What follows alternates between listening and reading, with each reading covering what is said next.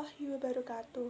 Perkenalkan, saya Ajeng Gapsari Tita Huning, saya dari kelas Akuntansi C akan mempresentasikan tentang fungsi staffing. Oke, langsung saja ya. Langsung saja saya akan menjelaskan fungsi staffing.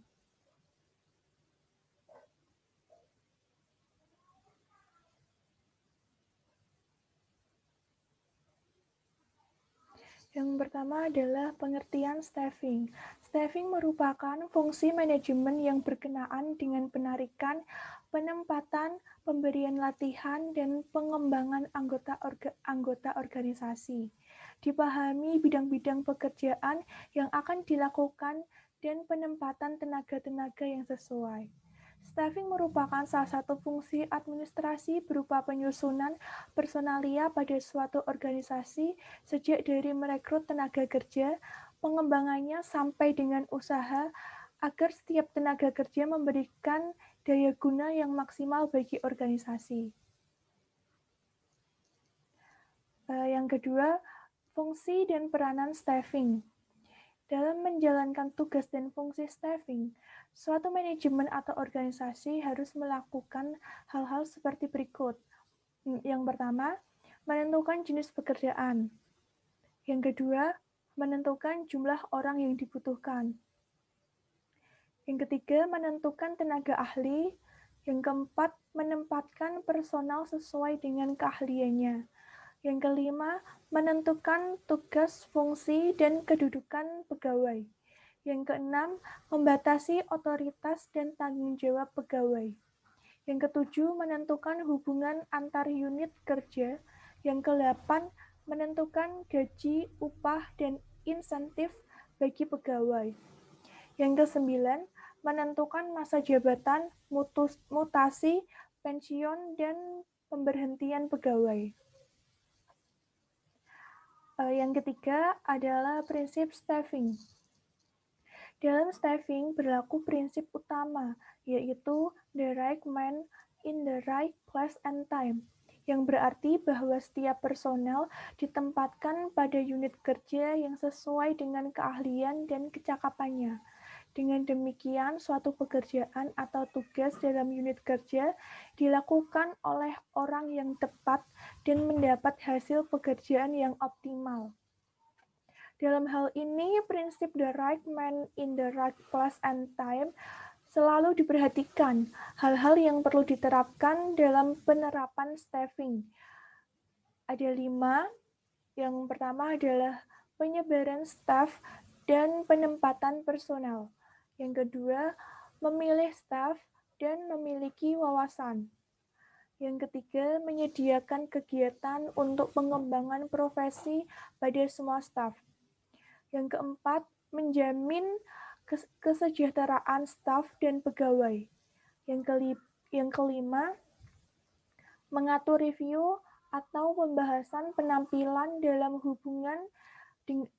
hubungannya dengan komponen man atau orang, money atau uang, method atau cara, policy atau kebijakan, time, waktu, dan rule, peraturan. Yang keempat adalah hubungan budaya organisasional dan staffing. Hubungan staffing dengan pengorganisasian yaitu berupa penyusunan wadah legal yang menampung berbagai kegiatan yang harus dilakukan pada suatu organisasi. Sedangkan staffing berhubungan dengan penerapan orang-orang yang memangku masing-masing jabatan yang terdapat di dalam organisasi. Budaya organisasi harus disampaikan kepada karyawan baru, bahkan pada proses penyeleksian berlangsung. Agar staffing berjalan lancar, karyawan harus merasa cocok dengan budaya di tempatnya bekerja. Budaya organisasi memiliki 2 implikasi atas keputusan staffing, yaitu yang pertama, perbedaan bervariasi antara berbagai organisasi. Individu akan mempertimbangkan hal ini apabila informasinya tersedia dalam proses pencarian kerja mereka. Yang kedua, Apabila hal lain konstan, individu yang memiliki pekerjaan dan organisasi yang konsisten dengan nilai, kepercayaan, dan sikap, mereka akan lebih produktif dan memuaskan. Yang terakhir, saya akan menjelaskan hal yang harus diperhatikan dalam penempatan staffing. Ada 5. Yang pertama adalah jenis kelamin. Tempatkan karyawan pada bidang yang tugas dan jenis pekerjaannya sesuai dengan kodrati mereka, sebab tidak semua pekerjaan dapat dilakukan oleh laki-laki dan perempuan. Pekerjaan yang membutuhkan tenaga lebih utama ditempatkan pekerja laki-laki daripada pekerja perempuan. Dan pekerja yang membutuhkan ketelitian umumnya lebih tepat dilakukan oleh pekerja perempuan. Yang kedua adalah latar belakang pendidikan. Posisi jabatan yang akan diberikan disesuaikan dengan latar belakang pendidikannya, baik dari segi tingkatan, jenjang pendidikan yang dimiliki sesuai ijazah, maupun jurusan yang dipilih oleh waktu menempuh pendidikan tersebut. Yang ketiga adalah pengalaman kerja. Dalam hal ini, pengalaman kerja menentukan kecakapan seseorang pada bidangnya.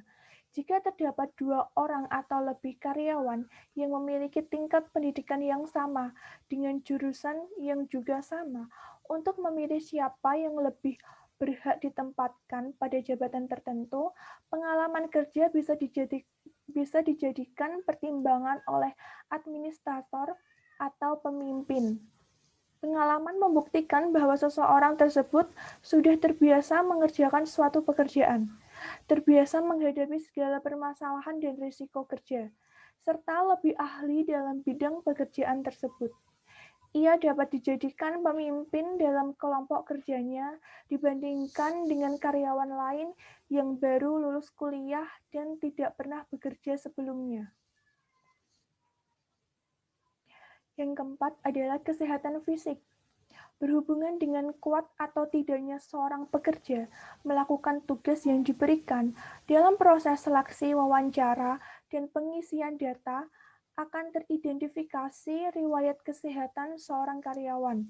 Hal ini harus diperhatikan oleh seorang pemimpin atau administrator agar menempatkan para pekerja sesuai dengan riwayat kesehatannya.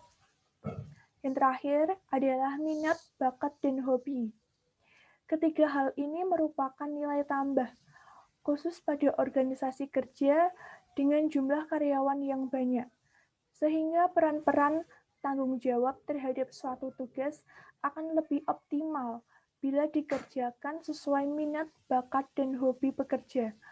Hal ini terjadi karena para pekerja akan menyelesaikan pekerjaan tersebut dengan senang hati, bergairah, dan semangat sesuai dengan hobi dan minat masing-masing. Sekian presentasi dari saya tentang fungsi staffing. Jika ada salah kata, saya mohon maaf sebesar-besarnya. Wassalamualaikum warahmatullahi wabarakatuh.